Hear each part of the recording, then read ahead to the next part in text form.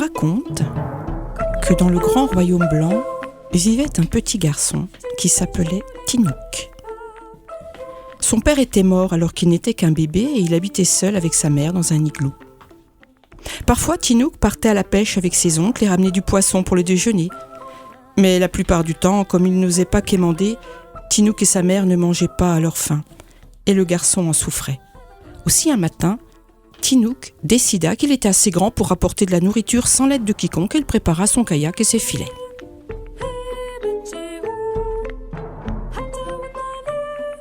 « Fais bien attention à toi !» supplia sa mère, les yeux brillants de larmes.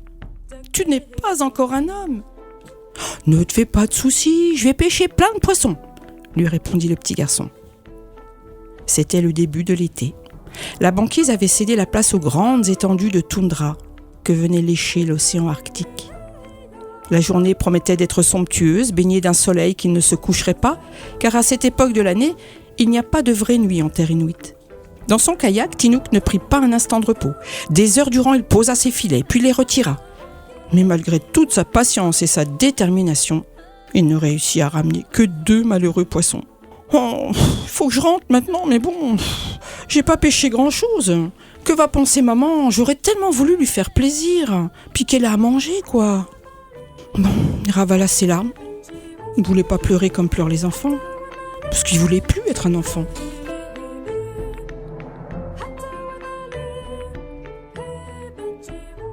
C'est en faisant demi-tour qu'il aperçut le rocher.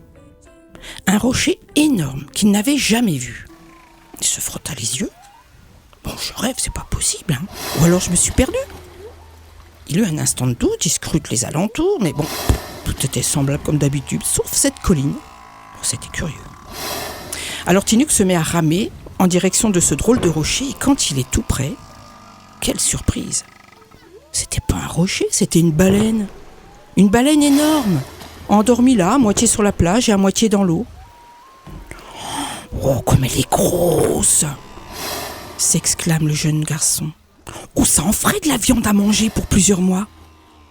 Alors doucement, il tira son bateau sur la grève et muni de son harpon, il se dirigea le cœur battant vers l'animal. Comme il était tout petit à ses côtés, lorsqu'il fut à quelques pas, il vit s'ouvrir les yeux de l'animal. « Ne me tue pas !» s'écria la baleine en le découvrant. « S'il te plaît, ne me tue pas !» Figé sur place, Tinouk essaye de garder une attitude décidée. « Mais je suis bien obligé, ma mère et moi, on a faim !» Puis plein de remords, il dit « Mais qu'est-ce que tu fais échouer ici ?»« J'arrive juste des eaux chaudes. J'ai fait un très long voyage et je suis fatigué. Je me suis endormi dans l'eau, mais elle n'est plus là maintenant. » C'est à cause de la marée, a dit Tinouk. Et en disant ça, il réajusta son arme et se met en position pour tirer. « Oh non, je t'en supplie, je ne veux pas mourir maintenant, ne me tue pas, s'il te plaît !» Elle pleurait. Et Tinouk, en l'entendant pleurer, eut envie de pleurer aussi. Alors il a essayé de la consoler et il n'aimait pas faire du mal. « Sèche tes larmes, dit-il en rangeant son harpon. « Les vagues vont revenir, tu pourras t'en aller. » Le cœur plus léger, il remonta dans son kayak. « Oh, merci ! Je n'oublierai jamais ton geste, tu verras, je n'oublierai jamais !» lui dit la baleine.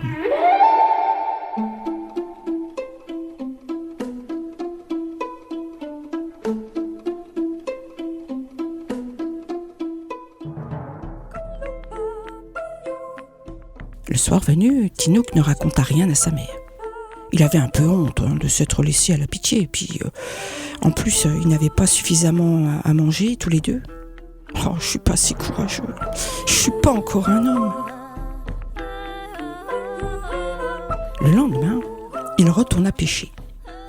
Mais ce jour-là, contrairement à d'habitude, une dizaine de poissons sont venus se prendre dans ses filets. « Oh, ça se pourrait-il que ce soit la baleine qui veille au loin sur moi ?» Le surlendemain, il n'eut plus aucun doute.